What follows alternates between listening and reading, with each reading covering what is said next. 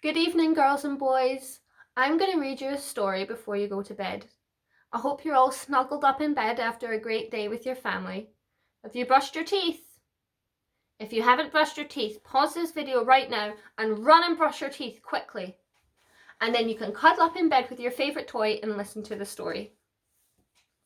Tonight, I'm going to read you a classic, and I'm sure you've all heard of it, Snow White. Once I've read the page, I'll show you the picture. Okay?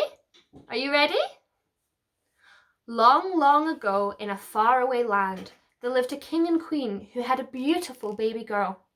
Her lips were as red as cherries, her hair was as black as coal, and her skin was as white as snow. Her name was Snow White. Sadly, the queen died, and years later the king married again. The new queen was very beautiful, but also evil, cruel, and vain.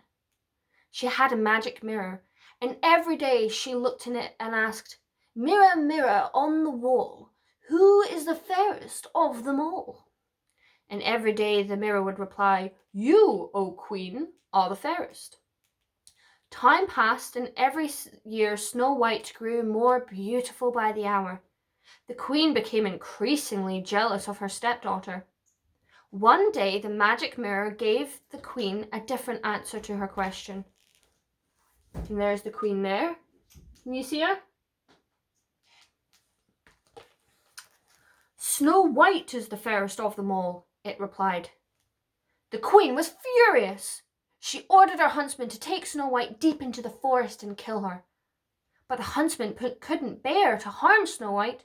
"Run away," he told her. "Run away and never come back, or the queen will kill us both." Snow White fled deep into the forest. As Snow White rushed through the trees, she came upon a tiny cottage. She knocked at the door and went in.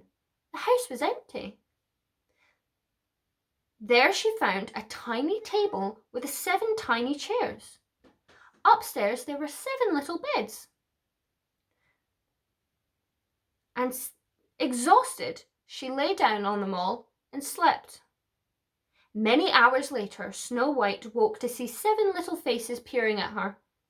The dwarfs, who worked in a diamond mine, had returned home and wanted to know who the pretty girl was. See, that's the picture of Snow White and the huntsman, where he says, go to safety.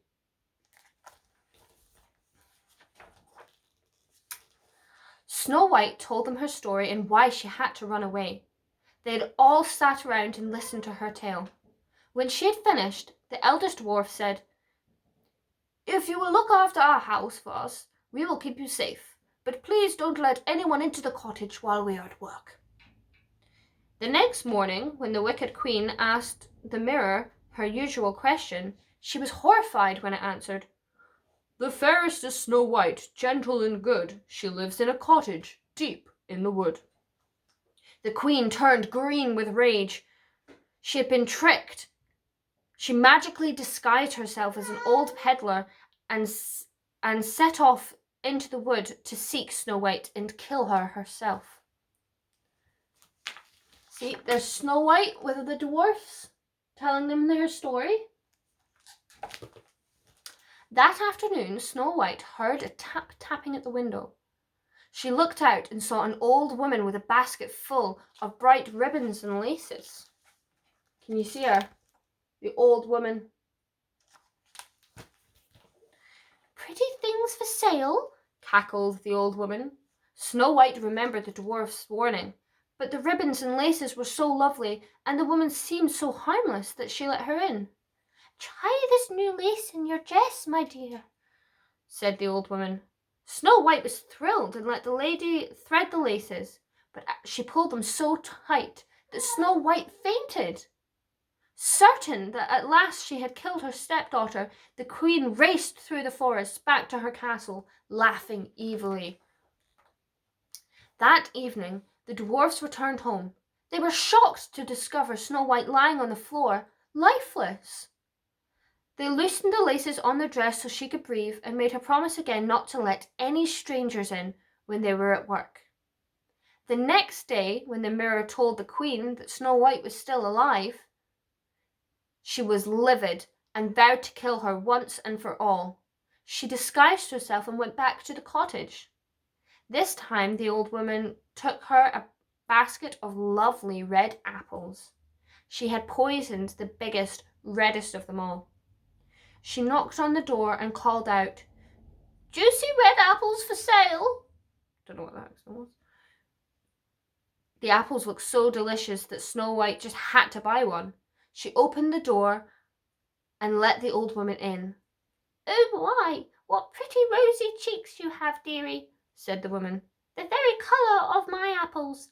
Here, take a bite and see how good they are." She handed Snow the biggest one. Snow White took a large bite and fell on the floor, dead. The old woman fled into the forest, happy at last. This time, the dwarfs could not bring Snow White back to life.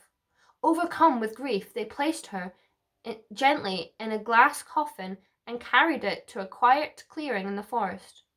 And there they sat, keeping watch over the beloved Snow White. One day a handsome young prince came riding through the forest and saw that the beautiful young girl in the glass coffin. He fell in love with her at once and begged the dwarfs to let him take her back to his castle. At first the dwarfs refused, but when they saw how much the prince loved their Snow White, they agreed. As the prince lifted the coffin to carry it away, he stumbled, and a piece of the poisoned apple fell from Snow White's mouth, where it had been lodged this whole time. Snow White's eyes fluttered open. She looked up and saw the handsome young man. "Where am I?" she asked him in a bewildered voice. "Who are you?" "I am your prince," he said, "and you are safe with me now. Please will you marry me and come to live in my castle?" He leant forward and kissed her cheek. "Oh yes, sweet prince," cried Snow White. "Of course I will." The next day the magic mirror told the wicked queen of Snow White's good fortune. She flew into a rage and disappeared in a flash of lightning. Snow White married her prince and went to live in his castle, and the 7 dwarfs visited them often, as Snow White and her prince lived happily ever after. Here's the pictures from the last page. Oh, if you can see them. It's a little bit of a different Snow White take, but I hope you enjoyed it nonetheless. So cozy up in your beds and have a lovely sleep, and hopefully you'll have a fun-filled day tomorrow. Good night, everybody. Bye.